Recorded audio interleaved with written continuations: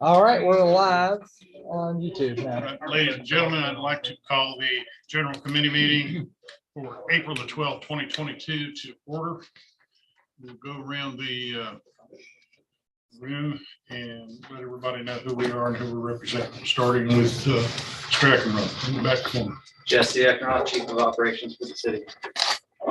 Sarah Ross, Director of Public Works. Heidi Gilly, Director of Parks of the city. Jason Hill, Administrative Services Director for the city. Scotty Bush, Hendersonville Fire Chief.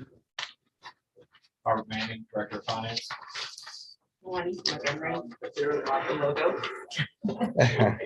I'm Lisa Swint. I'm a realtor with Parks Lakeside. Bill Geiger, also Parks Lakeside. Cody Rothwell, owner of General Construction Company. You don't know your name? Yes, I do. It's Jennifer Rockwell. Jim Waters, Alderman Ward 6. Thank you. Peg Petrelli, Alderman, Ward 1. Jamie Cleary, Mayor. Keith Free, Planning Director. Jonathan Hayes, Alderman, Ward 5. Steve Brown, Alderman Ward 4. You don't have a meeting? We haven't. Why does everybody think our meeting's at 6? It's at I'm sorry. 5:15. It's Y'all okay. fast. All right. We have an agenda with, need approval for minutes of our last meeting. So moved. Second. Mr. Hayes and Mr. Waters.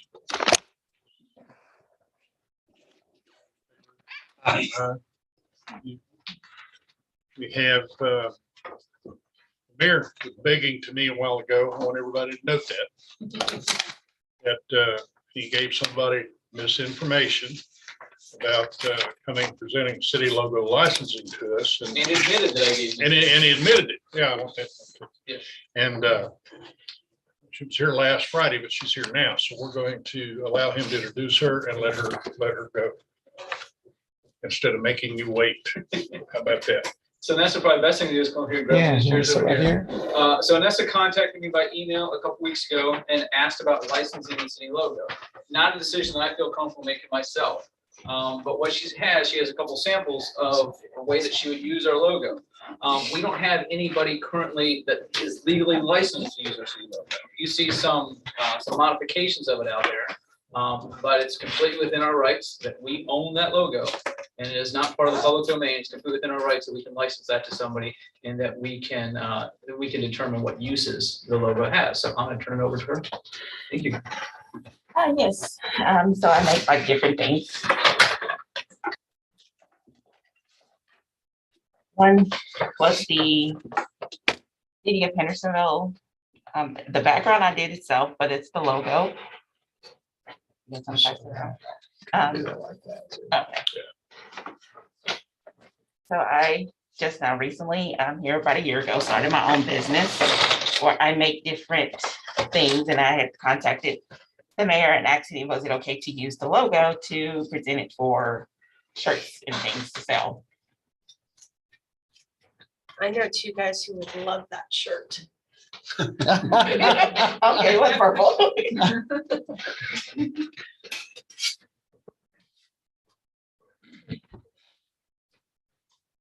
And then I also came up with the design of my own itself. I didn't know if to represent for Hendersonville, which was Hendersonville Strong. Once we had that bad tornado that came in December, I had thought about making some keychains and stuff to raise money for Hendersonville, but at the time I ended up having to have an unscheduled knee surgery, so I wasn't able to. But this was the logo that I had came up with in the concept. And like I said, I do cups, I do shirts, I do a variety of different things.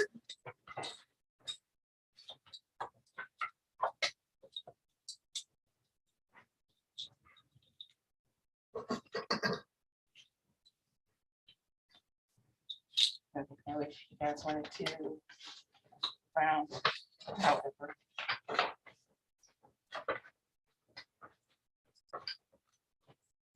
So like us, you must love Hendersonville. Yes. But I was like, I make all different kind of things. I was like, why not make something for my own city? Pass those around. Yeah. Like this. Do you have it? Do you have a storefront? You work out of your home? I'm working from out of my home for the moment. That's good look.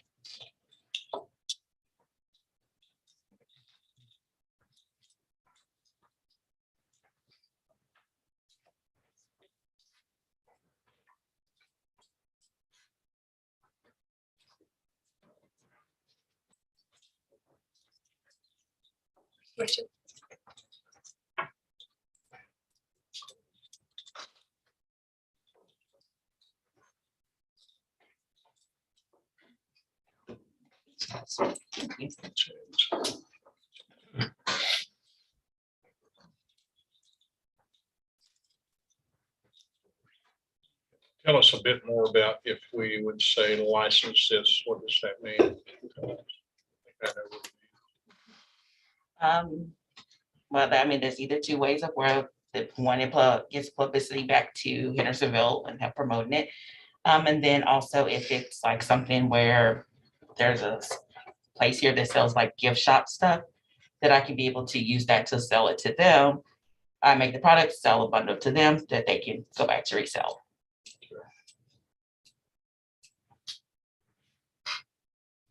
Questions? Mayor? So my suggestion is that we put together a resolution pretty quickly, take it to the board. I will want to go back to general committee since I'm not proposing anything at this point, just sort of giving you information about it. I think the earlier we do it, the better off she's going to be, and the more and easier it's going to be to sell some items. And obviously you can tell, I think it's a good idea. Y'all may have a different opinion. That's certainly reasonable if you do. But we can't really take action tonight. Certainly can't take board action about this. And we're gonna have to have our city attorney take a look at it because we haven't done this before. Right.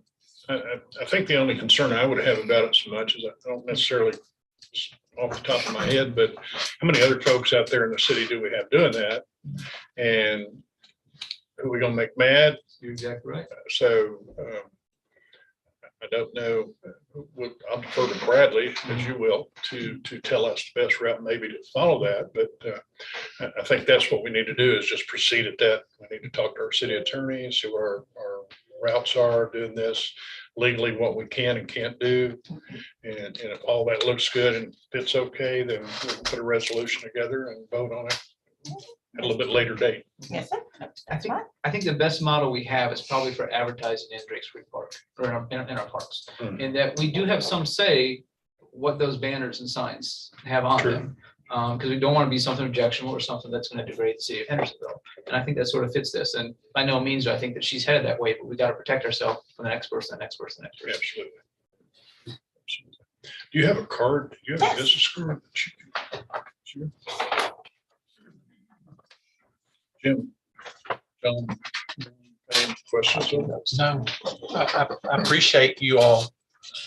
Mayor, thank you for having her here, and this will be something we'll look into as soon as possible.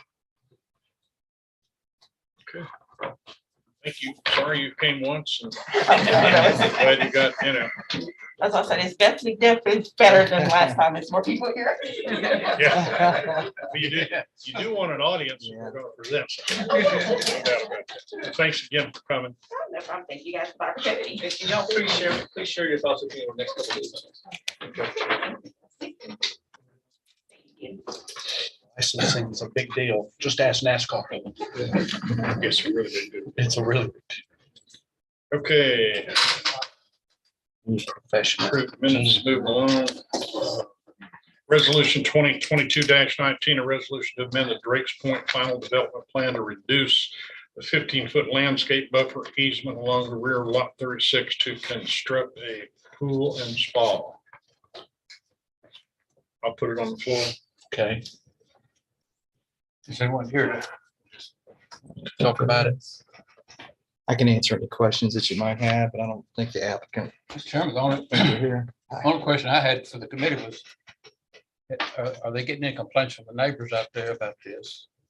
No, this is a situation where there was a 15-foot landscape easement that was a part of the planned development. And that's why it seems like it's like a lot to go through to get this approval, but it's just the way that it is with the planned development. That has to go to the planning commission. It has to go to BOMA as well. This is something where they had got a permit, and the permit clearly said that they had to be 15 foot off to stay out of that. And something happened with them when they were building it, and they built it all the way into that 15 foot. And so it's like 60% complete, and then it stopped construction to try to get all this resolved. So the planning commission has looked at it and said, they think the landscape easement that's there is protected, and actually even further with this, there really wasn't any trees on the property to begin with. And then as you can see in the drawings, they're adding a bunch of evergreens, and so that's adding a lot to it.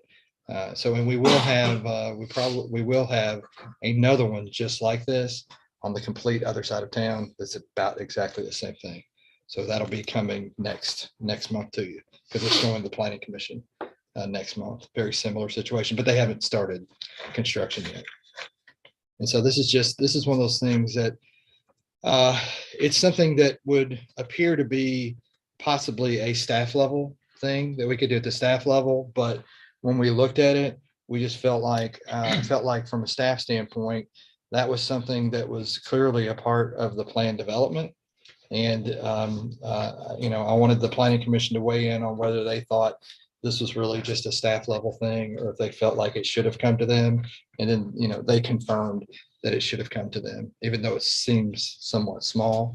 Whenever there's easements on landscape easements or conservation easements, there's some reason those have been put on there. And so that's why it's got to go through that process. How did we get 60% done and then go, oops? Is that the pool folks' fault? Pool folk, yeah, the pool. Okay, pool folks, pool Yeah. company. And then when our codes department inspector was out there, then they noticed, wait a minute, this is supposed to be 15 foot. This is like all the way built close to the property line. And so that's how they found out that you built this too close. And then they came in and we tried to figure out, how could we resolve this? And then that's what started this whole process. Okay, on the other side of town, it's that same situation. They just haven't started yet. That's correct. Same, very pool similar. company. No, different. Okay. Yeah, different pool company, totally other side of town, different subdivision and everything. So just some of these old plan developments, they had landscape easements or conservation easements, but they weren't really super clearly defined as to what they were. Really, it's more to protect, a lot of times protect trees so they're not torn down, but also a buffer from adjacent areas. But typically, unless planning commission recommends and BOMA approves, you can't build it in the easements. And then, but they can if eventually BOMA approves it, then it's okay. So that's the process. So if we say no on this, we've got some folks that want to go swimming in June and are not going to be able Yes. to go swimming. Yeah. And they had their kids there with them at the meeting. And so I think as mentioned, they've been looking at this half finished pool for quite some time. Probably took them 2 years to get it started. Yeah. It's a nice looking pool. Yeah. Can't do it to the kids. Yeah. Like the children. It's all for the children. And this does back up, not that it matters, but it backs up to the county. This isn't backing up to a development that's in the city. It's backing up to a development that's in the county. Okay, what is that development called? It's not Drake's Point. It's, Yeah. This one's Drake's Point. yeah, but the Yeah. one it backs up to is, I can't think of the name. okay, it's not as, That's long. It could be. Long Hollow Pike, yeah. Could be that. and so, We've had this, I'm sorry, I've had this issue 2 or 3 years ago. We had to do I don't recall that. may have been accessory building. Go ahead. now, I said, how many lots approximately or homes are there in Drake's Point? Is that 50? It's more than 50. I'm Are not there, sure. there are already some homes with pools? Yes. Yeah, Yeah. it's there are just this some. one is strictly because of the 15 foot. That's correct. And they did go to the HOA, and the HOA did bless it. Okay, So the Drake's Point HOA said, hey, we don't have a problem with it. So Is this a can of worms? Not really. We'll be expected to do it again. no, I think it's okay to look at each individual case. I think on these instances, is this impeding on the buffer? Is it removing trees? Is there something encroaching that should not be encroaching that close? You got to remember, like, and I'm looking to change it, but if you didn't have an easement back there, you could go within 5 foot of the edge of the property with the pool deck, and 10 foot with the pool. So you can get pretty close to your neighbor Yeah. with a pool regardless, which actually I'm going to be proposing some changes in the zoning ordinance, and that's going to be one of them, is not allowing pools to be that close to your adjacent property owner. Because you have pools, but then you have these huge pool decks that they're building with it. And then you can have those coming all the way up to the property. This isn't a problem here with this particular thing, but it is an issue. And pools are, I haven't looked at the numbers, but the number of pools that have been constructed over the last 2 years and that will be constructed in the next 2 are just, it's off the charts. Yeah. So the pool companies, they're right now, I think they're probably a year. They've probably been a year and a half behind. So I think this one, the one that's going to apply next is already applied to the planning commission. I think on their submission, they've been waiting a year and a half to get the pool. Is it underground? Yeah, In-ground? yeah, in-ground pool. Yes, ma'am. The only other question I would have is how do we make sure our pool companies do a little bit better job? Yeah. Is there, you know, He just made a mistake. Yeah. He says he Yes. wasn't there, but I'll make a motion. We just accept it. I'll second. it's on the floor for first and second, Mr. Waters, Mhm. Mr. Hayes. All in favor, say aye. Any opposed? No. Good. All Okay. is- Till the next one, don't come expect nothing yet, same thing. Yeah. We're gonna change the rules now. Yeah, We just changed the rule. that happens sometimes. Well, since there is that going to be that many bills, and I agree, there's a lot of people waiting, it's been waiting 18 months or so. Maybe a letter should be penned, signed possibly by the mayor, the planning director, reminding our pool companies to make sure they check those variances. And maybe the folks that own this property might want to sign it. Yeah. They're the ones that's been held up on it, so. Okay, thank you all. Now, resolution 2022-21, a resolution to appeal the Hendersonville Planning Commission's decision to deny the addition of restaurant, quick service, limited to coffee shop to the list of permitted uses for Lot D of the Bluegrass Yacht Country Club final development plan. I'll move. Mr. Hayes, Second. and Mr. Waters, first and second. Fourth discussion. Now, we have some folks here to speak about this. Yes. You want to speak? Well, All right, sit down there. I don't care. And I might, Oh, I've okay. got something I can read sure, out too. title or not. Yeah, go ahead. Yeah, I do have, and I'll just do this because we just got this afternoon. And so we usually forward all information like emails and things and support or people that are opposed to different things. And so we received this email from Monty Turner, and he's associated with the Dollar General store next door. And then he says in his, I'll just read this so it's kind of in the record. Hope you two are doing well. I intended to attend the meeting tonight, but will be unable to do so.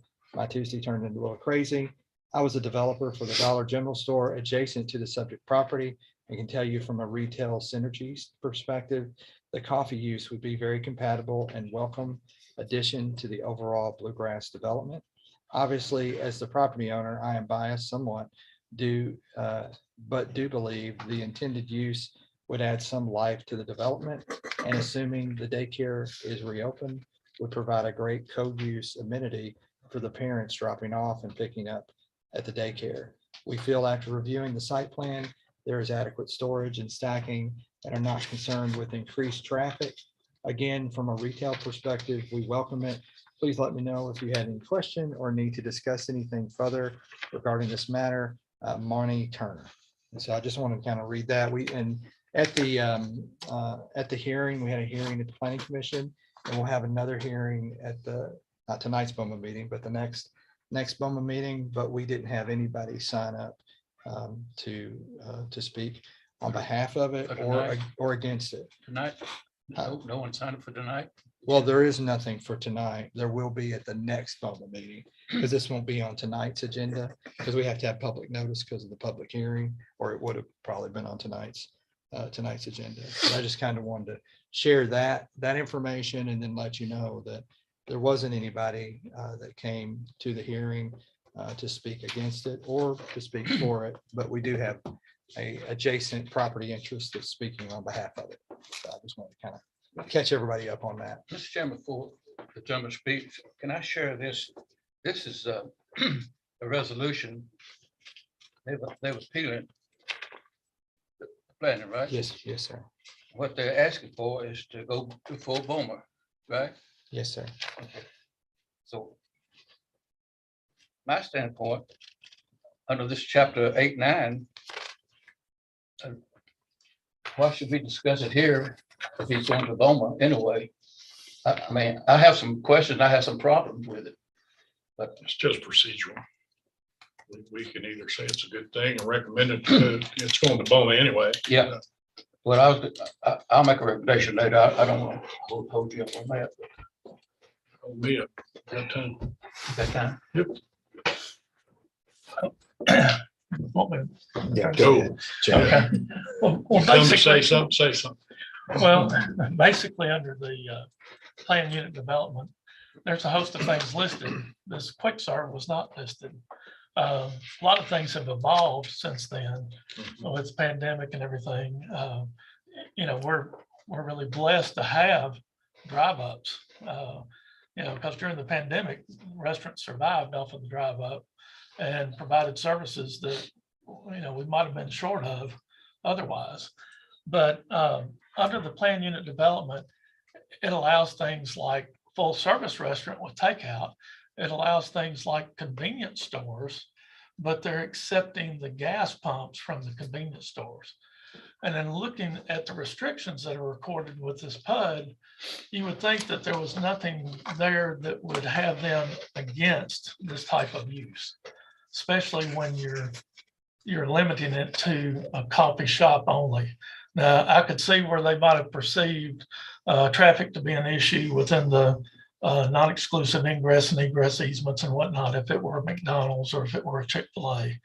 But we don't feel like that the coffee shop would produce any alarming numbers that this site as developed can't handle.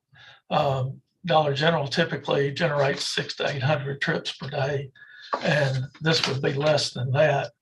One of the issues I think that were brought up between the planning commissioners was the traffic at peak hours with the daycare. Well, it should be noted that that's a ghost daycare. There's nobody in there right now. I don't know whether they'll go back or not. So, and in terms of looking at Gallatin Road, I don't know what the traffic count is right at this site because there's not a count station, but with TDOT right there close. But up toward Saundersville Road, it's about 17,000. And then back the other direction, it's somewhere around 12,000. So this section of Gallatin Road is probably one of the least trafficked sections of Gallatin Road that I know of, from Gallatin to Nashville. But part of that is because Bluegrass Country Club is right across the street. So you've got a lot of road frontage there with not but one ingress and egress point for the country club. And of course, Britton Lane or Britton Drive lines up with that entrance to Bluegrass. And so you've got two well-engineered for sight and distance points of ingress and egress. I don't personally see the issues with traffic, but if you've got any questions, I mean, the best I can. I would disagree with you on the traffic, but that's, Well, we're going to have increased traffic everywhere we look. just trying to get out of there now could be difficult, but we've got increased traffic all over the city, so. And so the vote on it, there was a vote by the planning commission, and was it unanimous to turn this down? I think there was just one. vote. 6-1. 6-1. 6-1-1. Yeah, one, I think one person abstained. Was it 6-1-1? 6-1-1, Yeah. Yeah. one absent. Yeah, so there's just one of the members voted against, and this was a motion to deny. Yeah. Was the motion. And remind me approximately how many would it seat? The restaurant? Toby. 32. And how many parking spaces is that? I forgot, I did not bring that. It looks like it's about, I don't know. Yeah, and then as you're looking at the elevations and even the site layout, so this particular issue is about adding that use. But Okay. all the particulars of how it fits on the lot, the landscaping and the parking and the access, all of that, and the elevation of the building, all of that would be worked out at the site plan stage. So they did provide some images, but they understand and agreed to that they knew that those have to change to meet the site requirements. So that won't be an issue because whatever they're building will have to meet the parking requirements and drive requirements. So the use could so it's very possible the use could get approved. And then the building could be perfect just the way it is and they fit everything on there. Or it could be, oh, the building needs to shrink. So they've got enough room for the parking and driveways and things like that. But all that would be worked out at the site plan stage. It's a very attractive building, and what I see here in the drawings, probably my biggest concern. I know it. You know what I'm going to say, don't Go you? ahead and say it. If you want to go ahead and bring it up first, that'll No, be I great. want you to. I might have missed something. Oh, I know what you're gonna say too, and I'm gonna address it. I'm gonna agree with you. So that's Ward 5, and that's my ward. And those homes that back right up to that, in particular, those 3 or 4 that are really close, I'm just concerned about the drive-through traffic, picking up their orders and the microphone. And was that what you were thinking? You were thinking something else. I was. So now I'm gonna have to know what you're. I was thinking, should I address that? Yes. So our intercom system is essentially like a commercial open grid ceiling building where you have the noise dampeners that are placed inside. So our intercom system is based on that vehicle sitting in front of it. So it's not a reflective sound, it's an absorbent sound that goes back to that podium sitting there. And I tried to explain that the other night. But Did they bring it up? They did. I They did not did. see And that particular plan. Yeah. Okay. So it's that's how we address the tightness. Plus, if you'll notice on the site plans, we have the landscape buffer that was on the south side of the retention pond. And we, of course, went in and added on the north side of that as well to help soften up. So we think that the landscape buffer will help dampen that. Plus, the order board, I think the sound is directional toward Gallatin Road, to where I think it's going to be easily lost within the sound of Gallatin Road traffic. It's not right on the back of the building. Okay. So because it was four cars stacked is what we're shooting. Well, go ahead. No, go ahead. Was there another thing that you were, I am curious I what was it gonna was. ask Keith, did you mail them out to the houses behind there? Yeah. Down there? There's a lot of homes down there. Yeah, we're really surprised we didn't get any. Well, I got a call today. Did you? Okay. I'm not gonna give her the name, address. Yeah. She was upset. Yeah. But that's all I'm gonna say. Yeah. She got one. You sent her one. Good. She's one of those houses back Yeah. down there. But that's so be that. And what we do is when we send out notice, we send it out to everybody within 250 feet Yeah. of the edge of any property. So it catches a bunch of people. I am curious. So what did you think I was going to ask about? Oh, let me answer that. The name, the Go right name, ahead. the name, Oh, okay. the name. The Okay. name of the Yeah. coffee shop. Yeah. Badass Coffee. So That's it's a 25-year-old company And the reason why it got its name is because on the Big Island, up on top is where they grow the coffee beans. Yes, sir. And all of the donkeys that would bring them down, up and down those treacherous hills, the Yes. locals refer to them as badass. And that's the heritage of the company. It's not a catchy name. It's not a, we have an Ohana board that when you walk into the store that talks about the heritage of the company and everything. So it's not just a catchy name. Okay. So the name would have to go. It'd have to. Can That's one thing you to use the say is- logo without the name? I But how much just, is some coffee if I need it? that was not my concern so much as really just the noise. And I want to believe that everything you're saying, it would be the case. But I want to investigate it a little bit more. I am familiar with just that neighborhood in particular. And I'm also appreciative for any business people who are wanting to establish more businesses here and drive-throughs, as you said, during COVID, it's been wonderful. And I know you'd be collecting sales taxes, so this is good for our city in that regard, but I just want to protect the neighborhood from. Well, then thank you for your time and two, if we can help in addressing any, any answers to the neighborhood, I'd be glad to. 7 days a week, Sir, 7 days a week. I'm praying about that, to be honest with you. We'd be praying how you staff it. I'm not worried about that because every little teenager is going to want to wear a t-shirt that says badass coffee. So I'm not too concerned. And you got about that. parents to do. Yeah, well, they got to grow up sometime. Yeah. But yeah, I'm actually praying about Sundays. So So you 6 days for sure. yeah, Uh, yes, sir. what hours? It depends. Most of the time it's from 7 o'clock till 7 in the evening time. Our downtown Nashville store will of course be open a lot longer. It just depends on the location. Sure.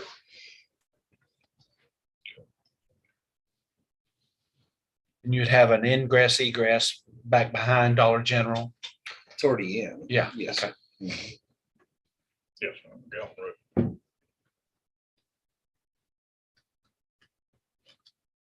Any more questions? I'm ready to make a motion.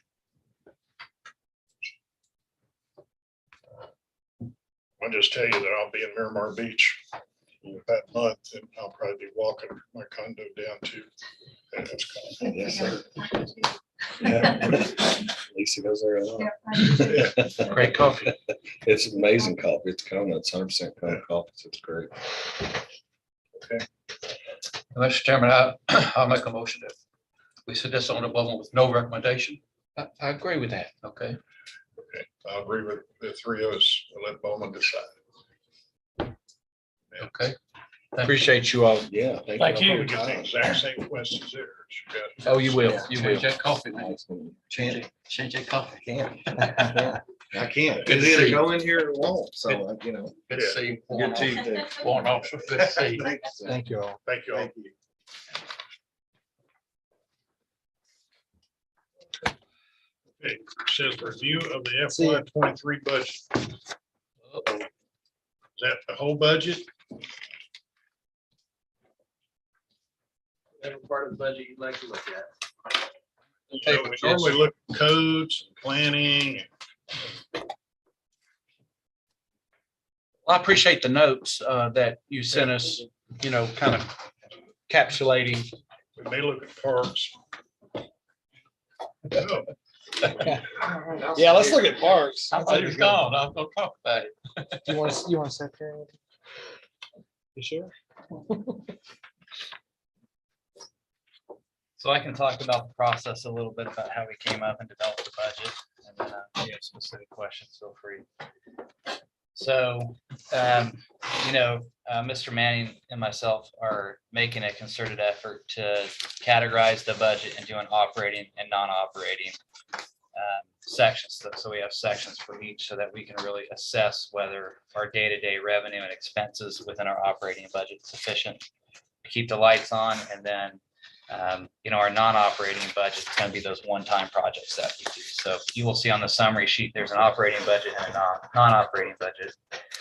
The operating budget's really what's necessary to keep the lights on. That's the category we really should not be in the red on. We'd expect to be in the red on the non-operating budget always because we're never going to have projects that fund themselves 100%. So a couple things with doing the operating budget this year, the mayor wanted us to start with a 6% COLA for all employees. So within the budget, there's a 6% COLA for all employees that's calculated into there. Right now, the insurance is calculated at approximately 8.5%. Cigna has still not gotten back to us with revised estimate for next fiscal year, but it's now at about 8.5% for insurance uptick. The ECC annual operating costs used to be on the non-operating side, at least it was last year. So we moved that to the operation side. And then the transit service that runs here every year, about $55,000. We put that in the operation side. So when we started the budget, we were at about 1.8 million in the red on the operating side. So we went back and we were a little less conservative with revenue figures. And then we went back to department budgets and we just started seeing where we didn't have to have those items that were in the budget, so we could get to a somewhat balanced operations budget. So staff's done a lot of work to get us to the point where we're at. We're still, at a deficit on the operations side, but the budget is by nature, it's set up to be conservative.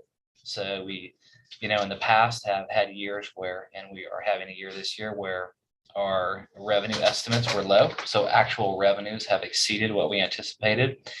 And the budget assumes from a total amount perspective that every line item is spent 100%, which we're not going to do. Not every department is going to spend 100% of their budget. So even with the operations being a little bit in the red at the end of the year, that number would probably flip to be positive. I think the big items in the non-operating is that we have a massive infusion from one-time ARPA funds to get our non-operating in the black. We won't see this except for when we have these one-time funds come in. So we anticipate getting the second allotment of the ARPA funds. So that's included in the revenue portion of the non-operating budget. And then you'll see a plus one-time transfer from ARPA fund for 2.6 million. So that is the first allotment that we've gotten. We already paid out approximately 300,000 for the premium pay that BOMA approved for police and fire. So this is what's left over. We submitted those expenses to the comptroller, so we should be hearing back. We think that they will approve under the revenue loss category. So we would just roll these into our regular general fund budget. And that's what's making the surplus up in the non-operation side of the budget. So when we started the budget out, we made a priority for 6% COLAs. We asked each department to keep their growth limited to 1% of their total budget. So finance calculates salaries and benefits. Departments do their assets and their operations.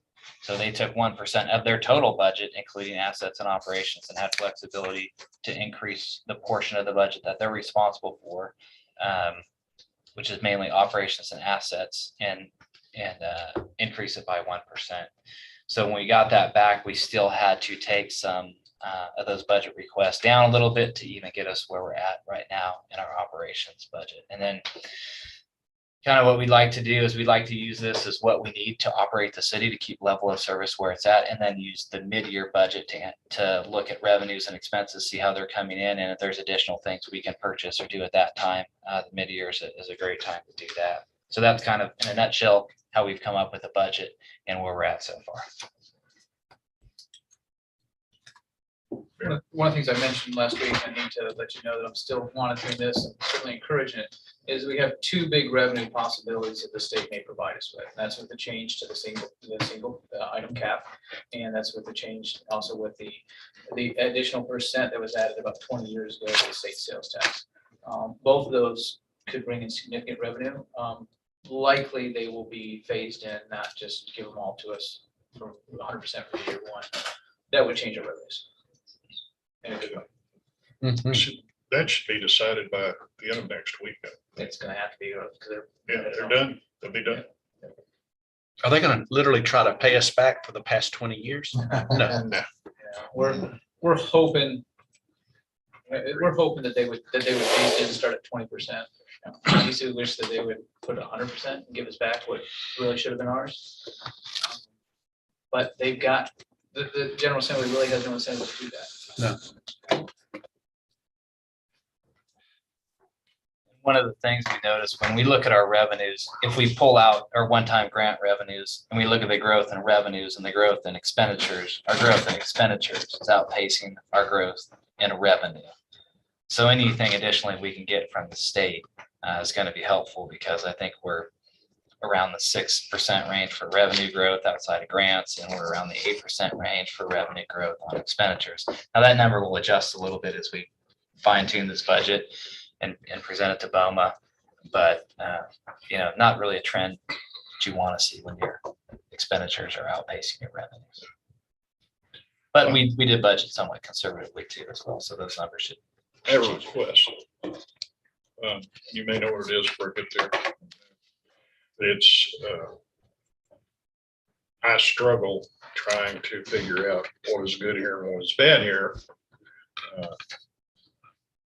without having estimates for FY22.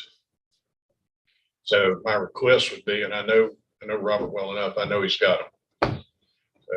I would like to see those estimates plugged in here and at least sent to me, but I'm going to say 12 other or 11 other people as well. We probably won't see those estimates of how we're going to end up the year.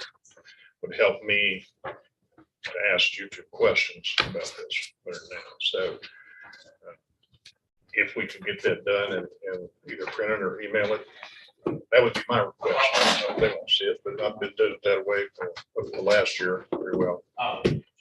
Just to see those estimates. Because I do have some questions, but if I don't see the estimates of where we're going to finish at, I don't know if they're worthy questions. That makes sense? Yes, sir. I think we're probably done with them now. We wanted to give you the same thing that was at the budget workshop. Okay. So we didn't have time to put all the FY22s in the budget workshop, and we wanted to give the same exact information. But we will I update it, appreciate that. and we will send it out to everyone. And we thought we'd also give some updates on what happened at the committees when we send that information out as well.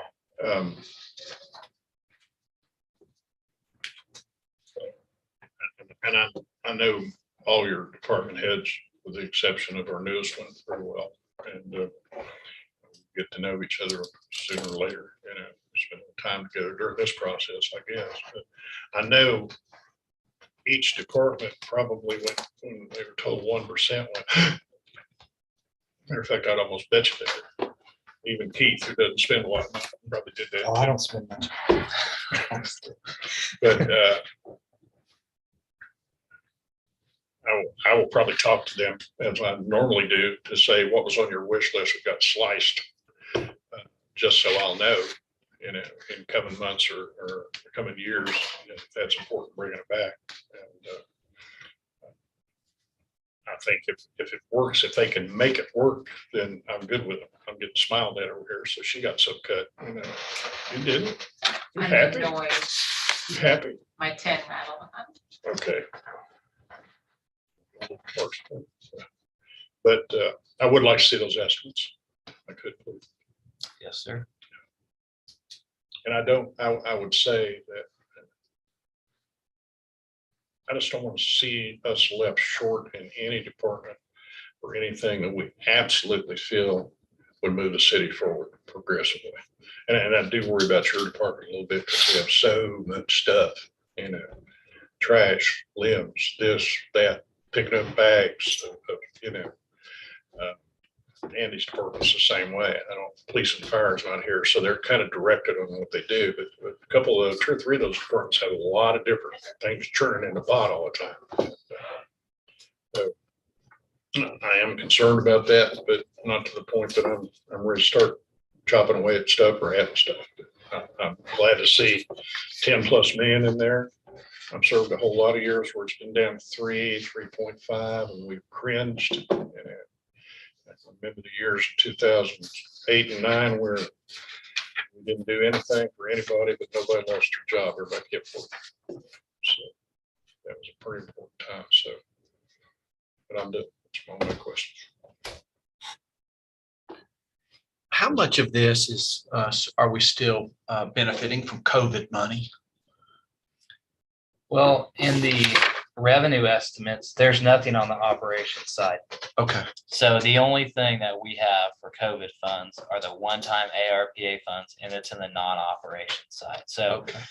well, you know, structurally where the city needs to be healthy is that operating budget, right? So that's salaries and benefits, keeping the lights on. That's where you want to be in the black. Really, your operations budget, your surplus needs to fund your non-operations budget because you're always going to have shortfalls on your big projects. Yeah. So you need to be making money on the operations side to put away for the one-time capital project. So the benefit of breaking it up into operations and non-operations, it really shows you, where you can be a little more conservative and where you need to tighten up a little bit, or where you can be more flexible and where you need to tighten up. So on the operations side, that's really the structure of the city, and that's where you need to be healthy and you want to be in the black.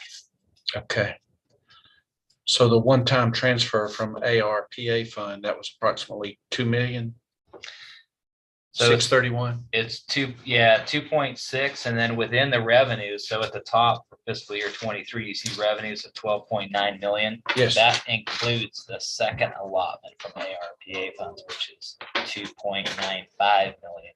So you have 5.6 million in this budget approximately from one-time funds. I don't mean to put tomorrow's troubles in today, but does that concern you somewhat when we get to this time next year? Sure. Yeah. I mean, I think you would say yes. On the non-operation side of the house, so you're never gonna, so the expenditures are 17 million. That's not gonna happen, but we're gonna budget for if every project is done 100% of what we could potentially do, which isn't gonna happen. So those expenses will come down. I do anticipate revenues to come up on the operations budget and expenditures to come down. So I feel that this is conservative, but yeah, you don't want to account for almost $6 million to balance your budget on a continual basis. I sure do appreciate the additional 1.45 million for the Fire Hall 7. And I also appreciate so much you're putting in there. I hope this will all work out for us to get a public information officer. I know that's something we need, and I know you're doing everything you can to help us there. So. Yeah, so as far as positions go, there's really two position changes.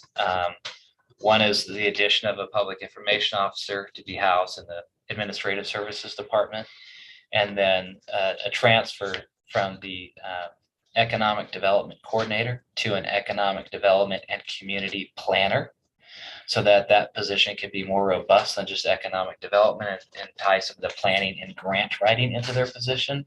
And that position is being budgeted now from the planning department and not from the executive I department. really like that. Whose brainchild was that? That was Keith and the mayor's decision to do that.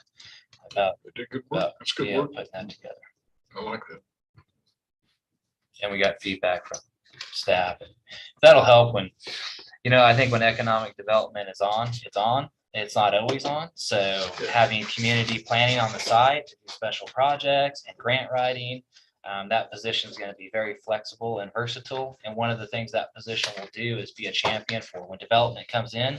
They can be responsible for permit process, the whole kit and caboodle for that project. So it doesn't get, pushed through planning and then kind of just doesn't have support from the city. So I think it'll be a big addition to the city.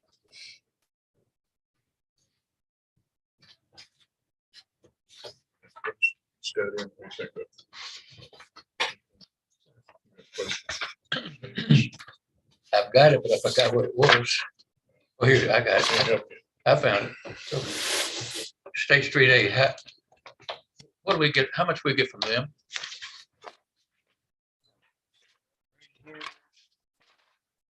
That's the very I'm looking. Can you show me where it's at? I've been. Yeah, so if you go to page 71. 71, that's where I'm at. Okay. I got it. So you'll see revenues anticipated of 2,015,000 in fiscal year 23. Got it, yeah. And so we plan to spend, 2.1 to leave us an ending balance of 200,000 at the end of the year in that account. And that's largely just pavement. So that's gonna fund our roads department, paving, sidewalk projects, anything that's in the roadway. Yeah. So not a lot of frills. It's just gonna go to, Well, there's certain repair things that it increases. won't pay for. I understand that, but State Street aid, it's very important to me being on Public Works at one time. But yeah, it looks good. Thank you.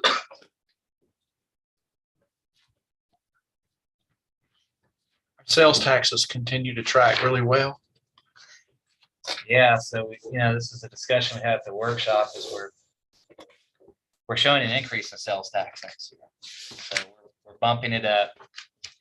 So we estimated what we're gonna collect at the end of this year, which is, I think, even a little bit higher than what we were thinking at mid-year. And then we bumped it up 2.5% for next year. Okay. Which, I think everyone's a little bit hesitant, not knowing what's gonna happen next year to bump it up. But given the rise in inflation, even if we had a consistent number of sales that we have this year, we'd probably see more than a 2.5% increase just because inflation is driving the cost of everything up. So on a sales volume compared to this year, a 2.5% increase is probably actually less sales if inflation trends higher than 2.5% next year. So we could be more aggressive with those revenue projections, but we figured it was safer to be a little conservative because we are having a very high year this year compared to last year. So we're adding growth on top of our highest year ever. Robert and I talked about that, I don't know, what, 3 months ago, and one thing he told me and I hadn't even thought about, which made perfectly good sense, is that about the time COVID hit, the legislation had passed a law that we had to collect sales tax now on online sales, because I was like everybody else, I'd buy stuff online once in a while, we're gonna pay sales tax. Well, that kicked in, so that's and at that time, everybody's going, oh, let me get online and shop. They'd start paying tax on it too. So that was, I didn't thought about that, but that had to be a healthy percentage that came in everywhere. A lot of cities, I'm sure, are happy with that. So. But it's nice to look down and see 10 million and not 4. And we do want to talk about putting some in, then we've got some money we might want to do that. So when you're looking at 4, it's hard to talk about putting anything in or taking anything away. It's just try to hold our own. So. Amen. So the comptroller's recommendation is 16.67% of the operations budget, and the amended budget this year put that number to think about 8.6 million. So the fund balance of over 10 is in excess of the comptroller's minimum recommendation, which is I've never heard that. I mean, I've never heard that we've been in excess. Period. Ever. So, not sure what to say to that. Hallelujah, praise the Lord. That's a deal right there. So. Thank you. Anybody else? Move to adjourn. Second. Second, Mr. Waters, Mr. Hayes, all in favor? Aye. Aye. Good Mr. meeting. Ecken, Ross.